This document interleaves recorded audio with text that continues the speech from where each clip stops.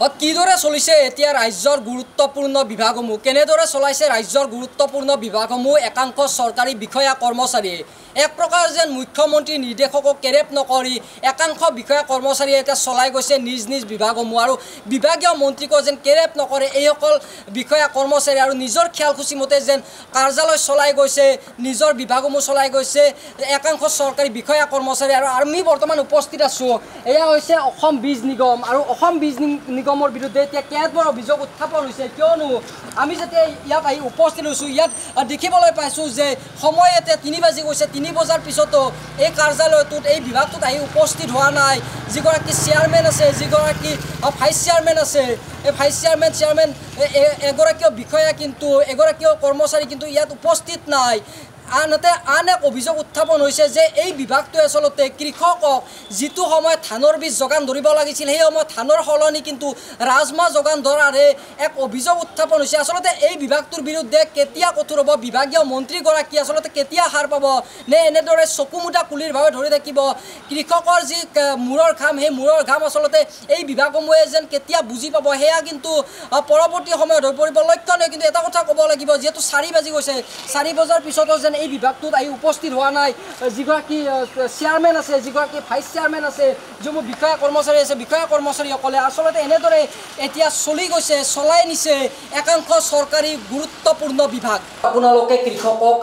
ধান আচলতে বীজ যোগান ধৰিব লাগে সেইটো সময়ত আপোনালোকে ৰাজমাহ যোগান ধৰি আহিছে কিহৰ বাবে আচলতে মোটাত এনেকৈ একো এতিয়া ক'বলৈ মানে অথৰিটি দিলে আমাৰ অথৰিটি আছে অথৰিটিক আপোনালোকে অথৰিটি মোৰ মানে তেনেকৈ একো মন্তব্য দিয়া অথৰিটি নাই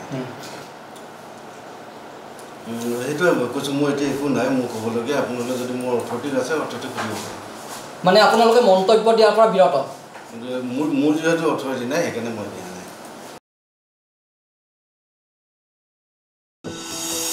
এনিভাৰত 24ৰ প্ৰথম প্ৰয়াস জুবিন গাৰ্গৰ গীতৰ প্ৰতিযোগিতা জুবিনৰ গানে কি আনে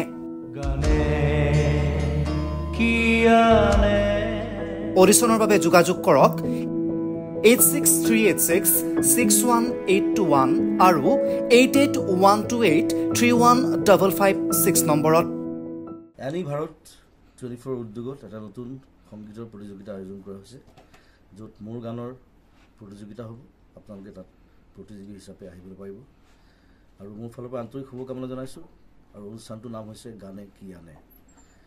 সকলোকে মৰম জনাইছোঁ সকলোৱে আহক ইয়াত অংশগ্ৰহণ কৰক thank you very much love you ৰব আপুনি যে এটা অপৰাধ কৰিবলৈ গৈ আছে আপুনি জানেনে এই নাবালিকা গৰাকীক এতিয়াই বিয়াত বহুৱাটো যে এটা অপৰাধ আপুনি জানেনে অপৰাধ কেনেকৈ মোৰ ছোৱালী মোৰ কথা তুমি যিয়েই নোকোৱা ভূঞা 18 বছৰৰ তলৰ যিকোনো কন্যা সন্তানৰ বিয়া দিলেই আইনগতভাৱে এক দণ্ডনীয় অপৰাধ বিয়া দিয়াজন যিমান দায়ী বিয়া পতাজনো সমানে দায়ী এতিয়া তাই পঢ়া শুনা কৰাৰ বয়স খেলা ধূলা কৰাৰ বয়স তাইক খেলিবলৈ দিয়ক পঢ়িবলৈ দিয়ক আৰু চাব এদিন আপুনি তাইক লৈ গৌৰৱ অনুভৱ কৰিব পাৰিব এতিয়াই তাইক সংসাৰৰ বোজা দি তাইৰ ভৱিষ্যত জীৱনটো অন্ধকাৰ কৰাৰ অধিকাৰ তোমাৰ জানো আছে মোৰ ভুল হৈ গ'ল মাজনী মোক ক্ষমা কৰিবা শিক্ষা ল'ৰা ছোৱালী উভয়ৰে প্ৰাপ্য আৰু অধিকাৰ আপোনাৰ কন্যা সন্তানক তাইৰ এই প্ৰাপ্যৰ পৰা বঞ্চিত নকৰাব বাল্য বিবাহ ভাৰতীয় আইনৰ দ্বাৰা বিহিত এক দণ্ডনীয় অপৰাধ এনে অপৰাধ কৰি আপোনাৰ কন্যা সন্তানৰ ভৱিষ্যত অন্ধকাৰৰ মাজলৈ ঠেলি নিদিব